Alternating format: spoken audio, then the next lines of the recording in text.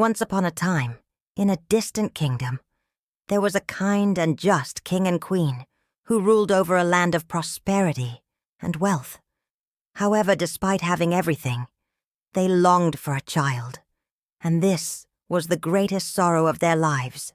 They prayed, performed rituals, and sought blessings from the gods, hoping for a child to bring them joy in their old age. Finally, their wishes were granted, and the queen gave birth to a beautiful princess, as radiant as the morning sun. News of the princess's birth spread throughout the kingdom. The king decided to hold a grand feast, inviting all the nobles, subjects, and especially 7 fairies, beings with magical powers who could bestow blessings upon the young princess. These fairies arrived with hearts full of love, each bringing a special gift for the child. The first fairy granted the princess unparalleled beauty, making her as stunning as a blossoming flower. The second bestowed wisdom, ensuring she would grow up intelligent and clever. The third gave her a melodious voice, as sweet as a songbird's. The fourth gifted her kindness, allowing her to love and empathize with all beings. The fifth blessed her with grace and elegance, making her beloved by all. The sixth granted her courage and resilience, ensuring she would face life's challenges with strength. Just as the 7th fairy was about to give her blessing, the grand hall's doors burst open. A cold wind swept in, and from the shadows emerged a terrifying figure. It was the Wicked Witch. Furious at not being invited to the feast, she felt insulted and scorned. With blazing eyes, she glared at the king and queen before declaring in an icy voice, "O king and queen, since you have forgotten me, I shall bestow a gift upon the princess. On her 16th birthday, she shall prick her finger on a spinning wheel and immediately collapse into an eternal sleep." The entire hall fell silent in horror. The queen wept, and the king was enraged yet powerless. Fortunately, the 7th fairy had yet to give her blessing. She stepped forward, her voice gentle yet resolute. "I cannot undo this curse, but I can soften it. The princess will not die, but will fall into a deep sleep for 100 years. And when that time passes, a true prince's kiss shall awaken her." Although still worried, the king and queen felt somewhat relieved. To protect the princess, the king ordered all spinning wheels in the kingdom to be destroyed.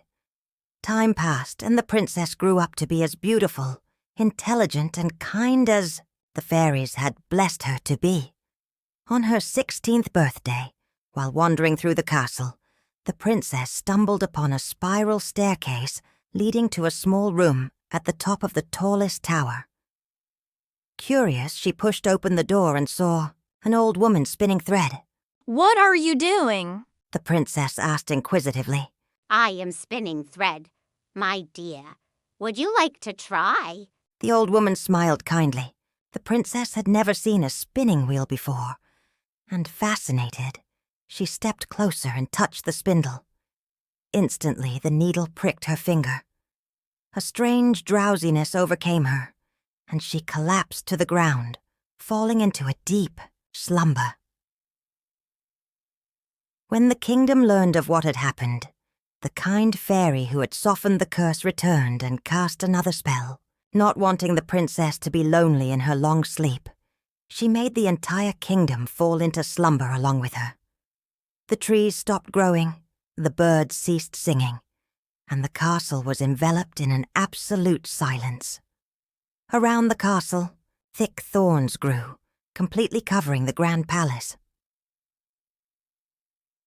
Many years passed, and the legend of the sleeping princess spread to neighboring lands.